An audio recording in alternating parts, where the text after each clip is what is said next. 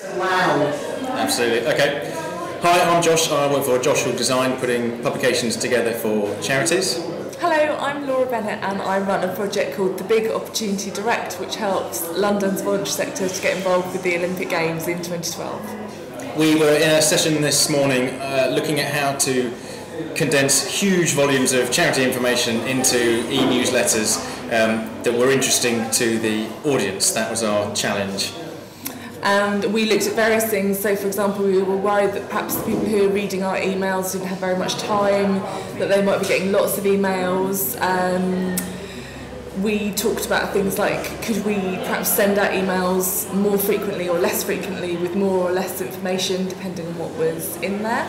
The case study we were working on was an organisation that sent out their monthly newsletter and it had 10 funding items and it was really successful. Their funding changed and the requirement was they had to send out a monthly newsletter with 52 items in it, and to try and make that interesting for everybody. So that was the thing that we spent most of the time talking about. You're sending 52 items to everybody. Are they all interested in those 52? And the answer we reckoned was no. So one of the solutions we came up with for that, if it's a funder requirement that you have to send these 52 pieces of information out each month, why not send out 10 pieces of information out, 12 pieces of information out a week? So you get fewer, smaller emails rather than one large, unmanageable one.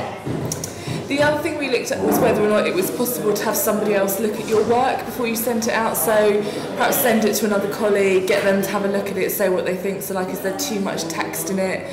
And also to look at resources to help you write better, so to help you write in a more active voice rather than a passive voice. So that might mean having headings like 10 top tips to do this, or learn this, or £25,000 available for.